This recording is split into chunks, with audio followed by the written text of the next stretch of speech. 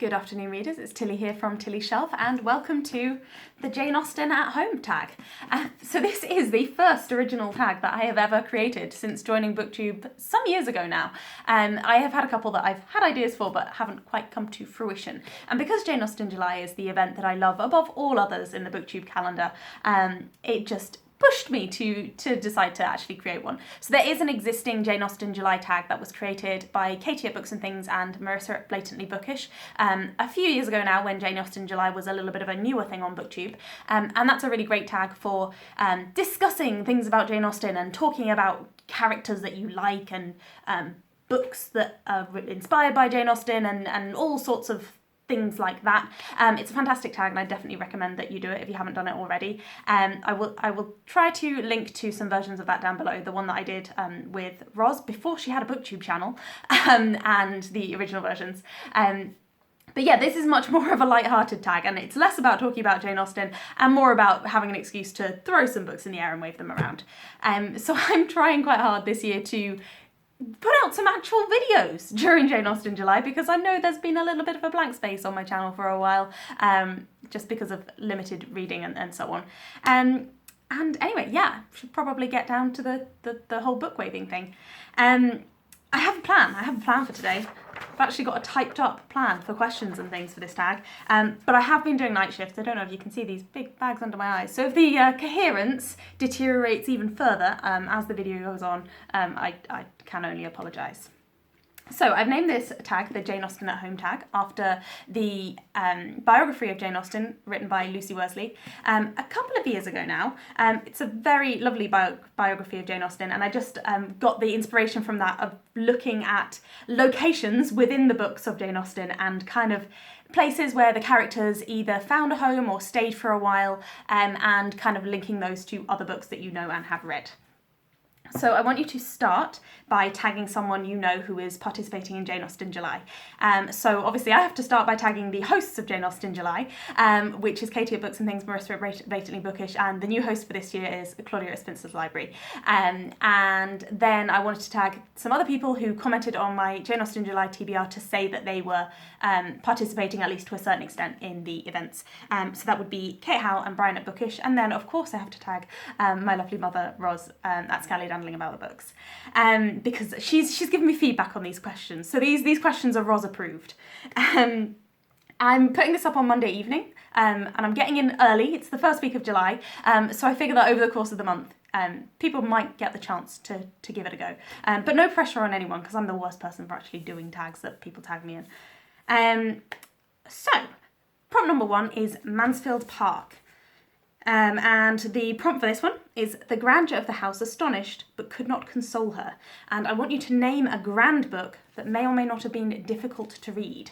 And I'm picking We That Are Young by Preety Tanager. This is a very long book and it's a retelling of King Lear set in India. It's a very wide-ranging story that travels kind of around the country, and it's got a lot of glamour and a lot of different characters, and it is very bold, and I would say it's very grand, but it was a little bit difficult to read in places and sometimes didn't come off quite as perfectly.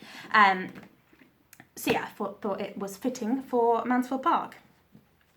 This is when I've got too many books around me. Question number 2 is Barton Cottage, which is of course from Sense and Sensibility. But yeah, I wanted to start with Mansfield Park because obviously that's the group read along for this month, and I'm most of the way through it. I nearly got as far as Portsmouth. So I'm doing pretty well on that so far this month as an audiobook. But yeah, I know a lot of people are reading that for this month, so good one to start with. But Barton Cottage is from Sense and Sensibility, and it's the home where the Dashwoods end up living for a while. The quote for this one is: "In comparison of Norland, it was poor and small indeed." And I want you to name a book about a household that's in difficult circumstances. So my prompt for this one is one that I don't have to wave around, and that's Winter's Bone by Daniel Woodrell. So I haven't read this book for a very long time, but I quite recently watched the film adaptation. I remember I loved the book when I did read it, and the film adaptation is also quite powerful. It's got Jennifer Lawrence playing the main character.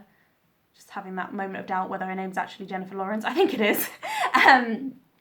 And it's I think it fits quite well because it's about a girl who's lost her father, and I don't mean lost as in a bereavement, which it is in Sense and Sensibility, but lost as in she genuinely doesn't know where he is, but it's causing her a lot of financial and emotional difficulties. So I think she's in difficult circumstances indeed. So prompt number 3 is Hartfield from Emma. And Emma says, I believe few married women are half as much mistress of their husband's house as I am of Hartfield, and I want you to name a book that you feel entirely the mistress or the master of the contents of. So I have to pick a Jane Austen book for one of these prompts, so I've picked Pride and Prejudice. I feel like I'm the mistress of this book in that I know it so very well that if somebody was to state a quote or comment on an incident, I would probably be able to find it very, very quickly in the book and tell you like the events surrounding it, and there's sections that I can quote, and like not whole pages, but you know, it's fairly typical in my household to like make references to the contents of Pride and Prejudice. So I would say I'm very familiar with this. I am the mistress of Pride and Prejudice as a book. One of the mistresses. I'm sure there are many people participating in Jane Austen July who've got similar feelings towards Pride and Prejudice. Prompt number 4 is Fullerton, which is the home of Catherine Morland in Northanger Abbey. So she says, now there was nothing so charming to her imagination as the unpretending comfort of a well-connected parsonage, something like Fullerton. And I want you to name a book containing a contented family. And for this one, I'm going to name Belinda by Maria Edgeworth. And this is the book that I'm reading for my contemporary of Jane Austen, which is one of the Jane Austen July prompts. And the contented family in this are called the Percivals, and they're really just beyond a happy family. You know, we've got it's almost slightly difficult to come up with a contented family in literature because, you know, we know all happy families are alike and they're not so good for writing stories about. But they're set up as like the model family, and they're constantly, their morals and their behaviours and what they do is kind of set up as the thing that everyone in the book should be aspiring to. So I thought they make a very amusingly over-contented family. I'm doing pretty well on Belinda, and I am finding it a very interesting read, so I'm hoping to make a review of that once I finish it. This is the wonder of having night shifts that for the breaks I've been able to just sit and read because it's not been too stressful or distracting, so I'm managing to crack through some of that. So the next prompt is going back to Pride and Prejudice, Rosings Park. So this is a quote from Mr. Collins. He declared that he might almost have supposed himself in the small summer breakfast parlour at Rosings, a comparison that did not at first convey much gratification. So I want you to name a book that all other books are constantly being compared to. Maybe not all other books, but a lot of other books are constantly being compared to, and maybe the comparison doesn't always come off very well. So for this, I've picked Wolf Hall by Hilary Mantel, and this is just one of those absolutely groundbreaking works of historical fiction, and any historical fiction published after this is almost inevitably compared to it. But Wolf Hall, like Rosings Park, is just better. Although Rosings Park's inhabitants might not be better, it's definitely that grand and spacious and, you know, ideal country house kind of thing. So I thought that fitted for that. Then, finally, I've lost persuasion. Oh, it's there. Nearly lost persuasion. Dreadful. So prompt number 6, we're on to prompt number 6, is Her Majesty's ship, the sloop, the Asp. And this is the ship that Captain Wentworth was, the first ship that he was captain of when he was first made into a captain. Butchered that sentence quite badly, but I hope you understand what I mean. And Captain Wentworth said of the Asp, that it was quite worn out and broken up. I was the last man who commanded her. So I want you to show me a book that is looking very much the worse for wear. That might need to be retired fairly soon. And the most battered book that I have in my collection, I think, is this copy of Swallows and Amazons by Arthur Ransome. This belonged to my mum. She's written her name in it not once but twice. And between us, over the generations, we have successfully managed to lose the front cover and the back cover, and moreover, the back cover is just kind of fading away a bit at a time. And the pages, when you open it, you can see they kind of want to fall apart. But I try very hard not to damage the spine any more than it already is. So yeah, find a book on your shelf that is not in pristine condition. The next prompt, we're going back to Northanger Abbey, and it is the Abbey itself. And Catherine Morland says, "An abbey. Yes, it was delightful to really be in an abbey."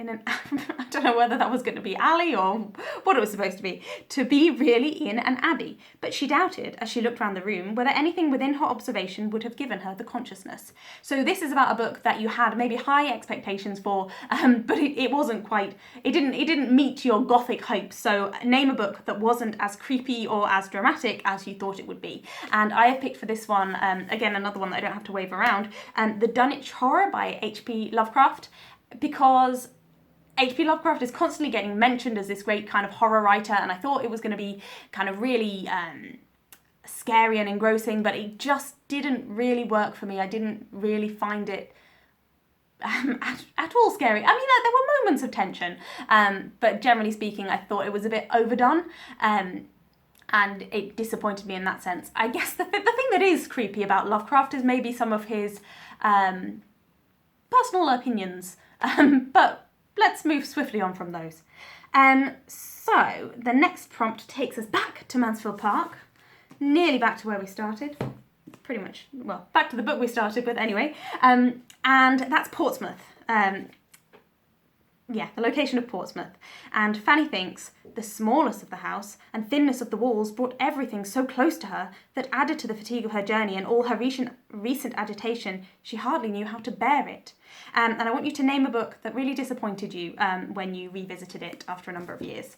And I have picked Villette by Charlotte Bronte. So I've read this 3 times now. The first time, I really liked it up until the ending.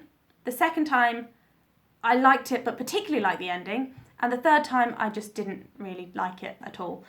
So I don't think I'm going to be revisiting this one anytime soon. But yeah, I think there's books that you kind of hold up in your head and you think, yeah, that's a really nice, lovely book. But when you actually come back to them, you've created something more in your mind than what they are. Then prompt number 9 takes us back to Persuasion. There's only 10. Well, we're getting there. And that is Kellynch Hall, which is obviously the home of the Elliot family at the very start of the book. And in the, what's it called? The baronetage? Let's find out. It will say on the first page. This is what I didn't write down. Baronetage. In the baronetage, it describes Kellynch Hall. It says, the Elliot family principal seat, Kellynch Hall, in the county of Somerset. So I want you to name a book that is from your ancestral home. Obviously, I recognise that people don't actually have ancestral homes.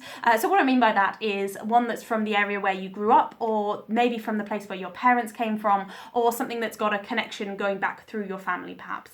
And I've picked an ancestrally related book, which is Human Heredity, which is a book that was written by my grandfather. So I'm presuming it was very close to my ancestral home, in that the place where my grandfather was, he was probably at least thinking about it there.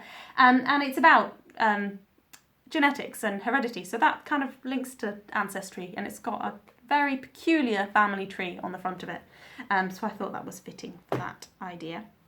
And then the final book is Pemberley. Final book is Pemberley. The final prompt is Pemberley from Pride and Prejudice, the wonderful home of Mr. Darcy.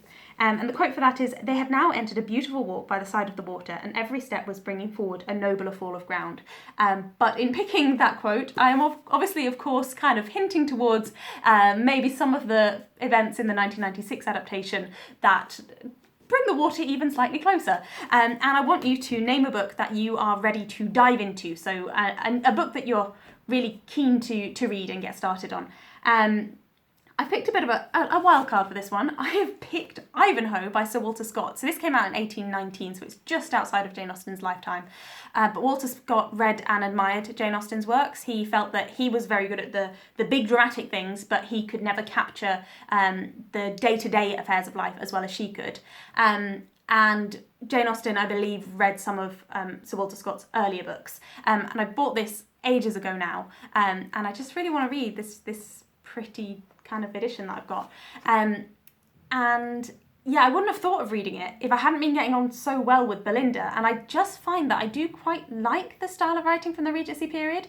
Nothing compares to Jane Austen, but books written by her contemporaries I tend to find relatively engaging and relatively interesting, even if they are sometimes a little bit awkward or have a lot of typecast characters, I suppose. So yeah, I'm considering diving into Ivanhoe, but please let me know what you think. Do you think I should? do you think I'm just getting a bit carried away because I managed to read, a couple of 100 pages? Yeah, let me know about that one.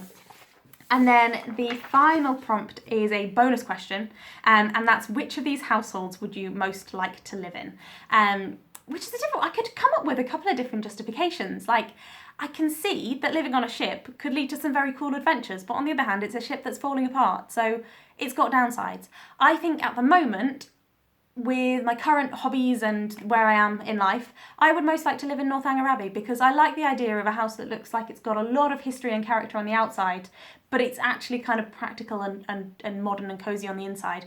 Plus, it's got the most amazing gardens, and there's a whole section in Northanger Abbey where General Tilney talks about his kitchen gardens and how many vegetables and how many melons they're growing in the glass houses, and I do quite like growing vegetables, and I don't have anywhere near as much space as they have at Northanger Abbey, so I'd quite like to live there, please, and then I can grow things in glass houses and have an extensive kitchen garden and all sorts of things like that, and walk through very pleasant avenues and so on.